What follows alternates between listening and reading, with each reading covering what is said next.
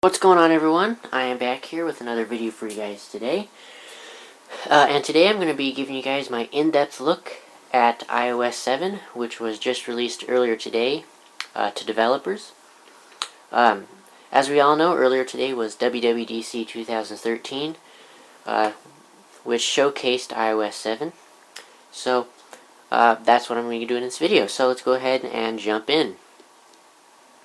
First things first, as you guys can tell, there is a brand new lock screen. I'm just going to hold it here so the screen doesn't go dim. But as you can tell, this lock screen has been completely redesigned. Completely new. Everything's been changed. Much more simple design, by the way. There's not as much 3D bulbiness about it, as I guess you could say. Anyway, here's what notifications look like on it as well. It still has the slide to view that notification, but instead of sliding the actual... Okay, I just got a bunch of notifications. I really need to delete those. But anyway, when you want to add or view the notification, it's the similar way you would do it in iOS 6, as you could drag it across, but instead of dragging only the app icon, it'll drag the entire notification itself. And another cool thing for in this particular calendar notifications, you can hit snooze, and it'll snooze that particular notification, and it'll come back at a later time, reminding you about it, which is pretty cool. There's also a new way, to actually unlock the screen. Rather than having the standard slide to unlock little slider bar down here at the bottom, as you would have on iOS 6, instead of doing that, you just would slide anywhere on the lock screen. Say I can go up to the clock and swipe to the right, and there you are. I'm into the home screen. So it's pretty cool. Now, there are a few features that I'm going to go over here real quick. And the first one is the ability to have the notification center on the lock screen. So as we can pull down here, there you go, you now get the notification center right on the lock screen without needing to unlock your device to view it. So, that is the new notification center on the lock screen. Now, while I'm in the notification center, I'm going to give you guys a quick look at it. As you guys can tell, it's been redesigned. Everything's been laid out differently. And then you get new ways to sort it. So you can sort it by today, all, or missed, which I don't have anything in mist right now, so it's pretty cool. And then you still have to click the little X right here on the corner to remove your notifications. So Apple still hasn't added the functionality of removing a single notification at a time, which is really, really annoying in my opinion, because I was really hoping for that. But I mean, well, bear in mind that this is only the first beta, so they might add that feature in upcoming betas in the future, and possibly in the final release. So anyway, on this screen you get the day or the date, the weather, and your most recent upcoming calendar event, which mine is go to bed because I tend to stay up late. Anyway, here, below that you have your calendar view, which shows you up to 4 days in your work week, which is really nice. Below that, you'd show your reminders, which I don't have any. Below that is your very, very detailed stocks. Then right below that, last but not least, at the bottom, you have a sneak peek at what is going to be coming up tomorrow, or the next day. It's pretty nice. So, that's the brand new notification center. Then the second major feature that Apple has showcased, I'm going to go ahead and show this one on the home screen, is something called Control Center. So you can swipe up from the bottom of the screen, and it reveals this section of toggles here, which this is a very Android-like menu here, where it gives you toggles to your most recent items like Wi-Fi, Bluetooth, Do Not Disturb, rotation lock, and your airplane mode. So it's pretty cool. Then we also have our brightness slider. Below that we have our music controls, which used to be in the multitasking menu, which The multitasking menu has also been revamped, so I'll give you guys a look at that in just a second. Below that we have our AirPlay button. And then lastly we have 4 quick access buttons that will take us to certain apps to excuse me, do certain actions. So the first one actually isn't really an app, it's just a toggle, so you click it and it enables your flashlight, like so, which is very, very nice and very handy. Normally you'd have to go into a third-party flashlight application to be able to toggle that, but no longer. You don't have to do that now. Next to that is you have your quick access to the clock application, so you can click it and it immediately takes you into the clock. As you can tell, there's some graphical glitches there. So it's pretty cool. It jumps you right into this clock app. And as you can tell, the clock has been completely redesigned, as you can tell here. Pretty nice. So let's go ahead and swipe up again. So next to that we have quick access to the calculator. So let's go ahead and click that. Right there, it jumps over to the calculator. A very smooth animation as well. Gets you right into where you want to go. So then you can type some stuff in the calculator and get an equation done. Pretty nice. Whoops, kind of nudged the phone there. Alright, swipe back up.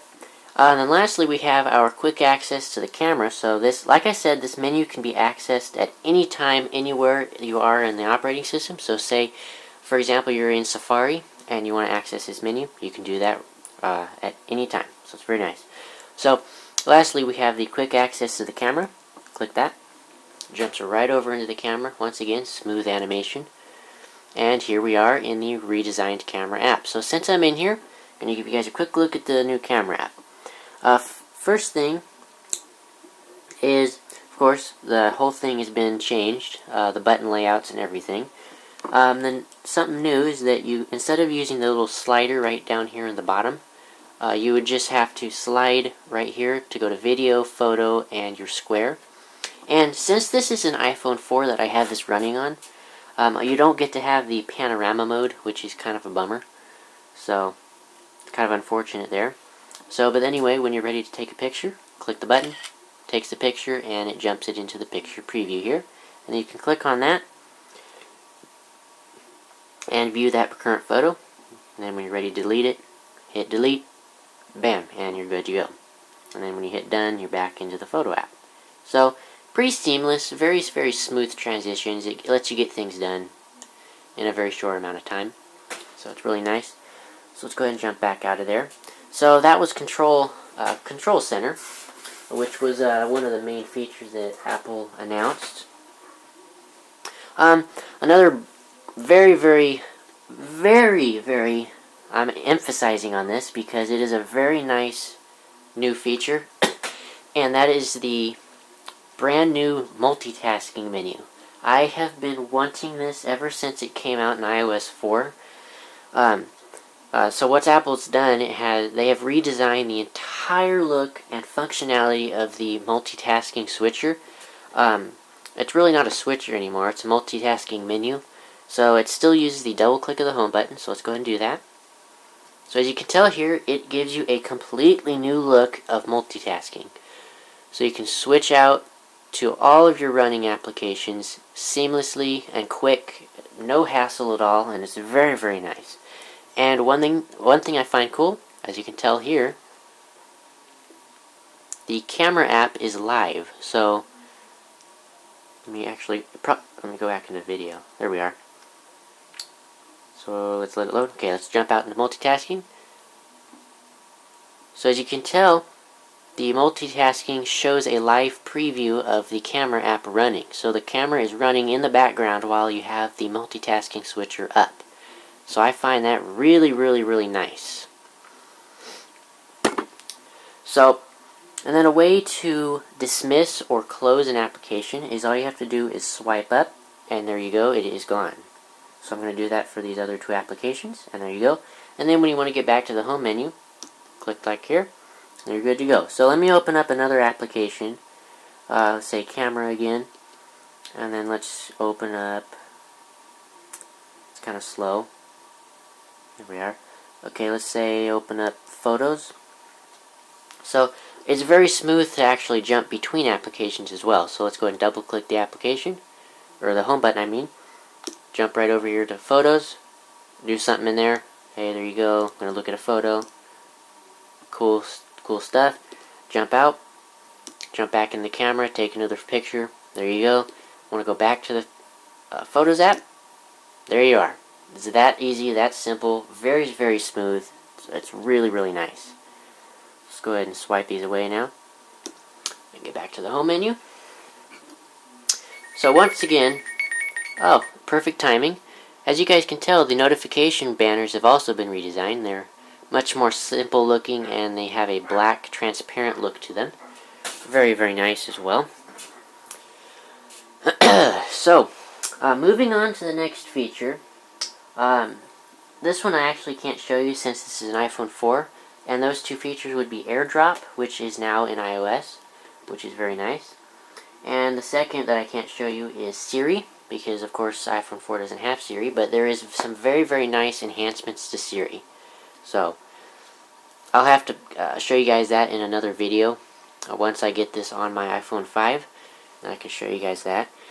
So, up next, let's go ahead and take a look at the new look of Safari, or new features of Safari, as I should say. Let it load. As you can tell, the whole entire interface has been completely changed from the previous version of Safari. So, we have some couple of options here. We have the back and forth buttons as usual, and then we have the new share button, which brings up a brand new share menu, which is new to iOS 7 of course. So you can scroll to do all these separate options: bookmarks, reading list, home screen, copy and print. Very nice. And then you have 4 stock apps that you can share this to, so your messages, mail, Twitter, and Facebook. Nothing new there, just the menu's gotten a redesign to it. Let's go ahead and cancel. And then we can get our bookmarks here. So, yeah, you still have all your standard bookmarks. Shared links is another new thing, so you can get shared links via your Twitter feed. So you can look at your Twitter feed and get all of your links that people have posted, which is pretty cool. Oh, and that's pretty interesting. The PlayStation 4 will now sell for $3.99. That's actually the first time I saw that, so that's pretty cool. Anyway, next to that, we have our reading list like usual. So you can click on a link and read it. When you're done, hit done. There you go.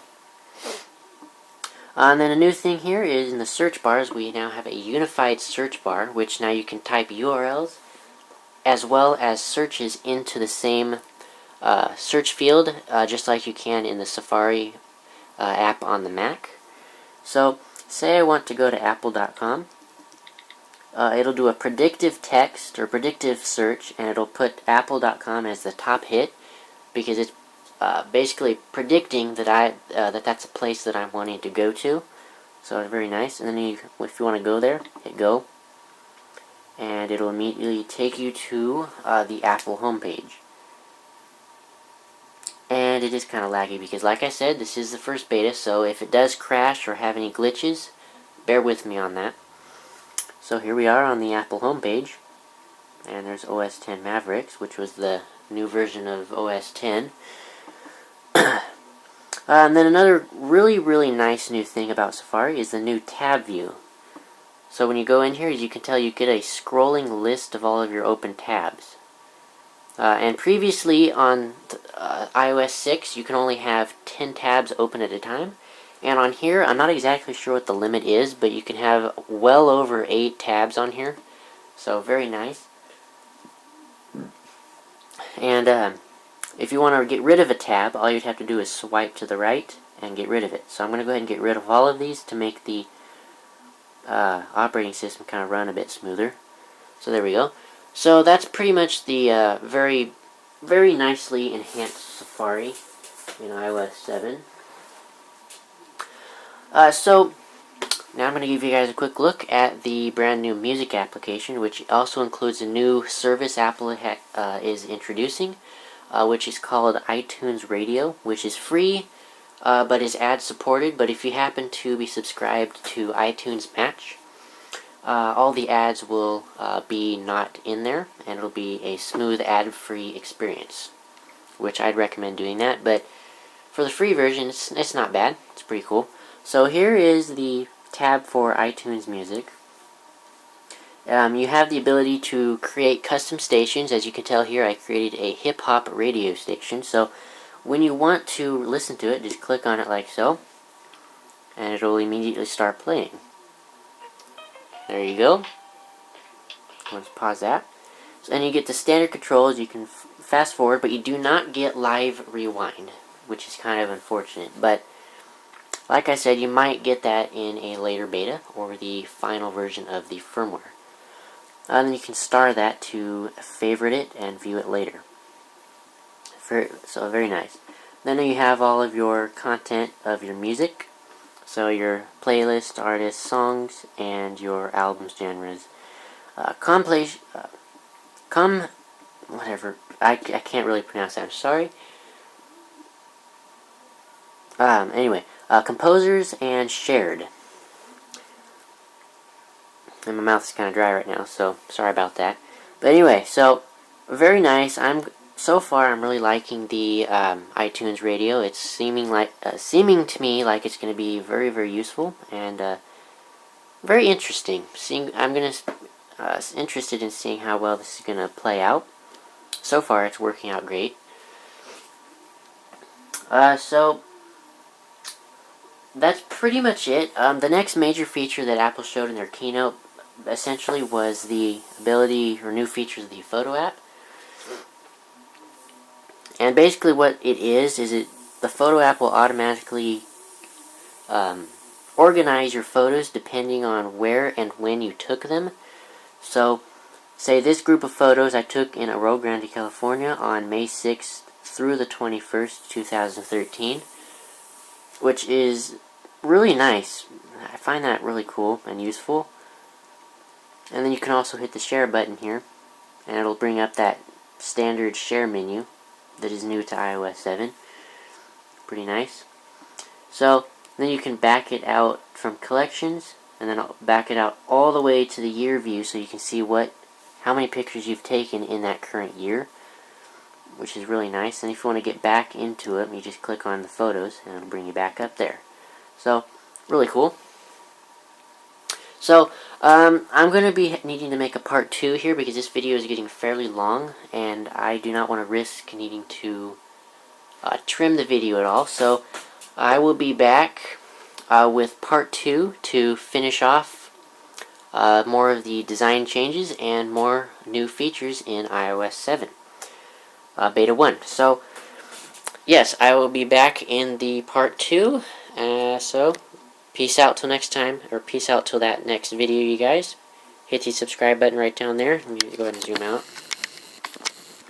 Always thumbs up the video, I appreciate that. And comment below if you have any questions about this video here, or anything else you've seen. So, thank you guys for watching, and stay tuned for part 2.